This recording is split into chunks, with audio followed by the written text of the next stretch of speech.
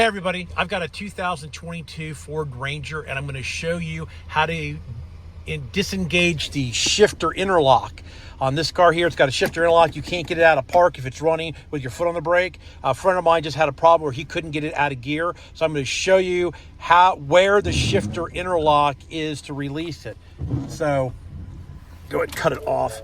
So I'm going to pass him the camera. All right, so what you want to do is I have a little multi-tool. And I'm going to use a screwdriver, and we're going to pull over on the boot and get this underneath to get the actual shifter boot up.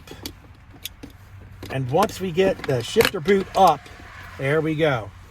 There is a little tiny tab right here. You push that tab forward, that releases the interlock, and now you can get it into neutral.